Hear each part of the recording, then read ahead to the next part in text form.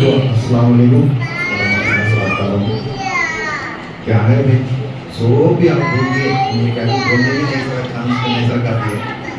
अच्छा तेलुगु आता वो समझते जा, मैं जरा वो तो कचरा कचरा होगा। कहता था हमारे तेलुगु मीडियम है उसको, या समझ नहीं आता हमारे बात बोला तो जरा सेट नहीं बोला। तेलुगु आ सकता, तेलुगु आता तो तेलुगु बात कर सकते हैं। अच्छा ये रोज़ మన సూర్య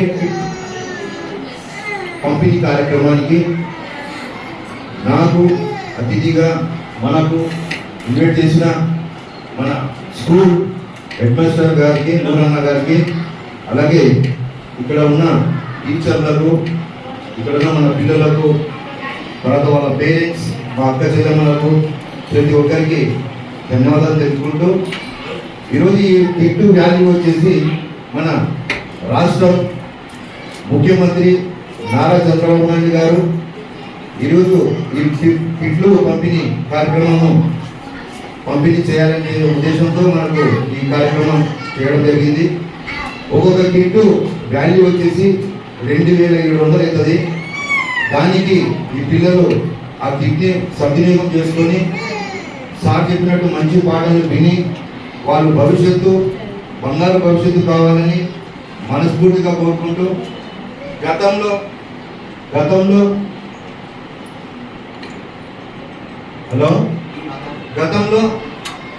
ఈ జగన్మోహన్ రెడ్డి పాదయాత్ర చేసేటప్పుడు అమ్మఒడి ఎంతమంది పిల్లలు ఉంటే అంతమందికి ఖచ్చితంగా వేస్తాను, మీరు స్కూల్కు పంపించండి, మీ భవిష్యత్తు మేము చూసుకుంటామని చెప్పి భరోసా ఇచ్చి అధికారం వచ్చిన తర్వాత నేను చెప్పింది ఇద్దరు పిల్లలు కాదు ఒకరికి అని చెప్పేసి ఒకరికి కట్ చేసి ఒకరికి ఇవ్వడం జరిగింది. అదే రకంగా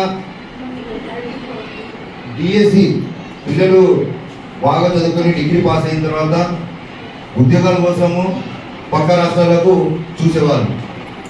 ఈరోజు మన నారా చంద్రబాబు నాయుడు గారు ప్రతిపక్షంలో ఉన్నప్పుడు ఒకటే చెప్పినారు, నేను అధికారంలోకి వస్తే మెగా డిఎస్సి ఖచ్చితంగా పెడతానని చెప్పి అది తెలిసిన తర్వాత అధికారం వచ్చిన తర్వాత మొట్టమొదటి సంతకమే మెగా డిఎస్సి మీద చేయడం జరిగింది.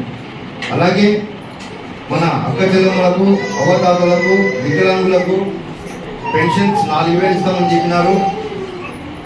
రెండవది 4000 చేస్తానని చెప్పి జూలై, ఆగస్టు, సెప్టెంబర్ ఈ 3 నెలలది కూడా కలిపి ఆ 3000 ఈ 4000 అది కూడా ఇవ్వడం జరిగింది.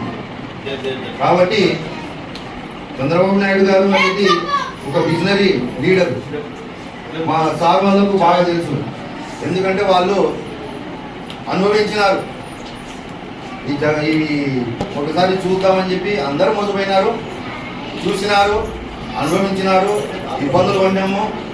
ఏమైతే వినా నెక్స్ట్ గెలిస్తే మన పరిస్థితి ఇంకా ఘోరంగా అవుతుందని చెప్పి ఉద్దేశంతో ఆయనకు ప్రతిపక్షం కూడా లేకుండా చేసిన మీకు అందరికీ ధన్యవాదాలు తెలుపుకుంటూ, అలాగే మన నియోజకవర్గం మన ఎమ్మెల్యే గారు పుట్టరాజశేఖర్ గారికి మంచి మెజార్టీ ఇచ్చి మన మండలంలో గెలిపించినందుకు ప్రతి ఒక్కరికి ధన్యవాదాలు తెలుపుకుంటూ, సార్ చెప్పినట్టు మన స్కూల్లో ఏదో ప్రాబ్లం ఉందని చెప్పినారు, అది నేను రాజన్న గారికి దృష్టికి తీసుకుపోయి చాతైన గాడికి ఆ సాయంలో చేస్తానని ఈ సభాముఖంగా తెలియజేసుకుంటూ